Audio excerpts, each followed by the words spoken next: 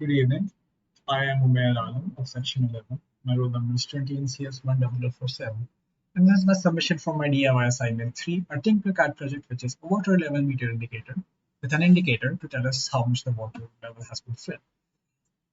Water is one of the few precious resources that we have access to no matter where we may be. And every house has attached to it a water tank to fill it with water. This is what we since we do not want to waste the water, we want to make sure that the pump to fill the tank is only running while the tank has the capacity to store the water. And once it is filled, we turn the pump off. As such, I have built this device to warn us when the tank is very close to being filled, so that the pump may be turned off. While I have not connected it to pump closing mechanism, it is very easily possible to take an output from one of the digital control pins and connect it to a relay, which controls the pump turning on and off circuit. The reason I have not connected it is because a lot of houses have different ways to turn the pump on and off. They have different pump control systems, which may be integrated to another system, or they may be standalone systems. As such, it depends on the case to case. But however, there is still a general case that you can take a digital output from one of these pins, connect it to a relay, and use it to turn the pump off when need be. Now, as you can see, we take a 5-volt power from the main circuit board, run it through a flip switch, which is currently off to the breadboard, and supply power to the rest of the circuit. When we press this button, we can see the readout to what level the tank is filled on this display. The ultrasonic sensor measures the distance of the surface of the water from the top of the tank, i.e. it tells us to what level the tank has been filled. Once the tank has been filled to the 250 centimeter mark, this LED light, which is connected to a resistor, turns on and glows red to tell us that the tank is 5/6 of the way full. Of course, this value can be changed to what you want it to be. I have set it to 5/6, i.e. 250 centimeters out of the 3-meter deep tank that this is built for. And once the tank is very close to filling, this buzzer starts buzzing and lets us know to turn this device off and to turn the pump off, after which the water level starts falling as we use it. Now, let us see the circuit while it's working. Let's start the simulation. As you can see, this flick switch isn't off, so I will turn it on. When I turn it on, we will hear a short buzz to indicate that the device has been turned. We hear a short buzz, and now we know that this has started sensing. Now, we have the sensor. Let's say that the water level was much lower around this point. Now we can press this button to see exactly what this value translates to in the actual tank. As you can see, we see a display of 6 centimeters, which means that the tank is filled to the 6 centimeter mark out of its 3-meter depth.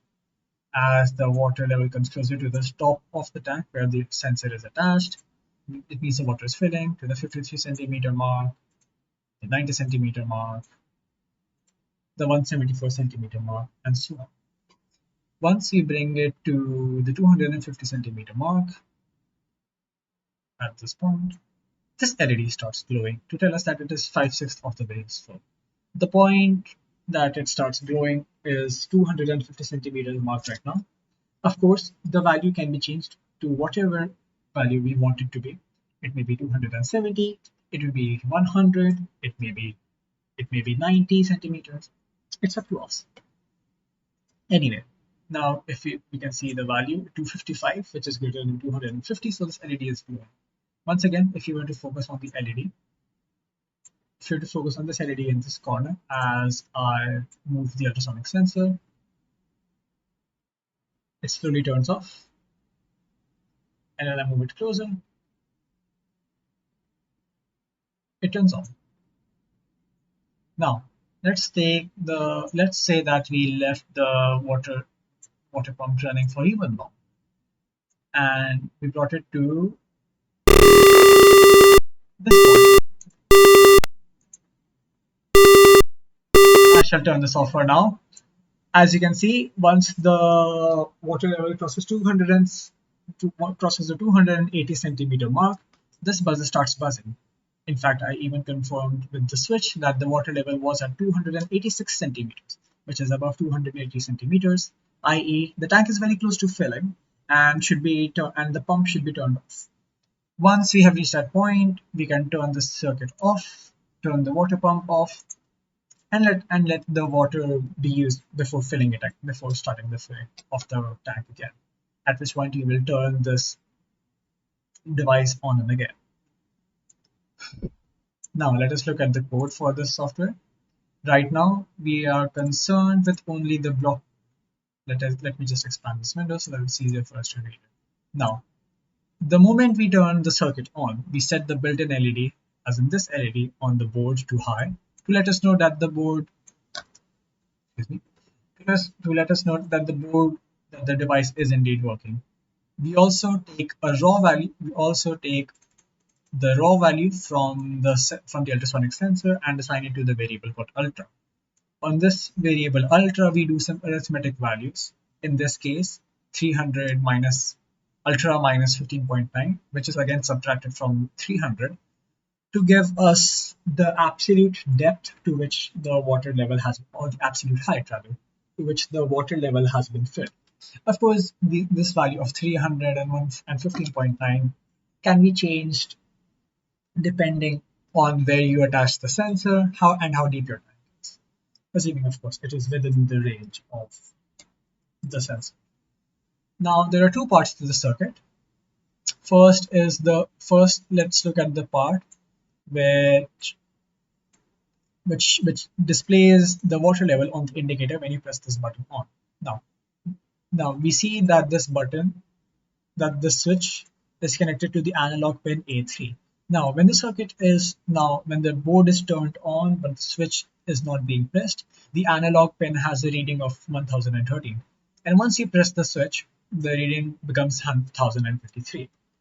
Now 1023 is greater than 1014 and 1013 is less than 1014.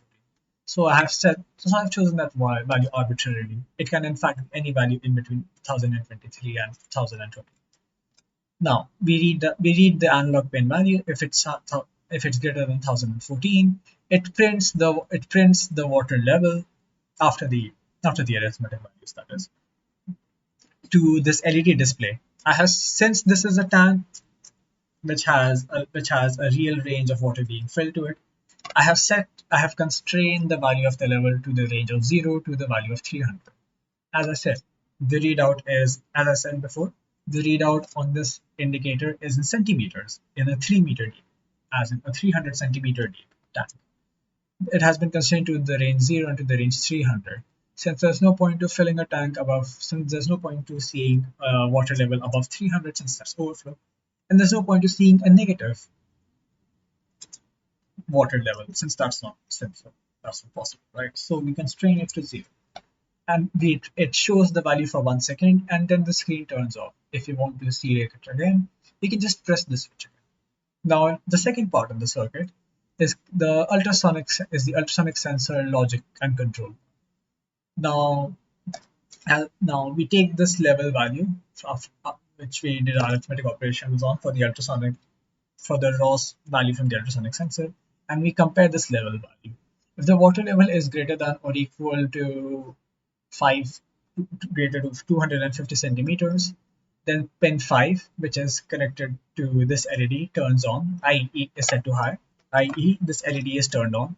Otherwise, if it's i.e. when it is lower than 250 centimeters, the water level, that is, the pin 5 is set to low, i.e. the LED is turned off. Similarly, when the water level is above 200 is equal to or greater than 280 centimeters, the pin 7, which is connected to the speaker, is given a signal to start playing a tone on the speaker for half a second and to wait each second. And once that value falls, and once the water level value falls below 280, the speaker turns off. We have already seen this working. So now let's just verify the program. We will take the text code and we will copy it. Now I will open Arduino IDE. At which point, let me just open Arduino IDE.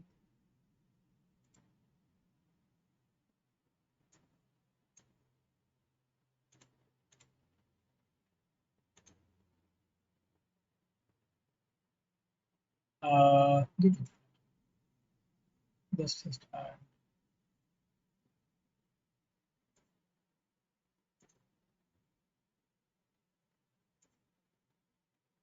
Yes. Now we have this Arduino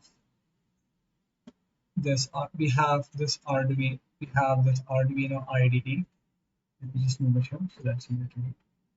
Now, of course, I have already checked the program once. However, I shall delete everything and paste the new program now, and I shall verify. As you can see, the program is compiling.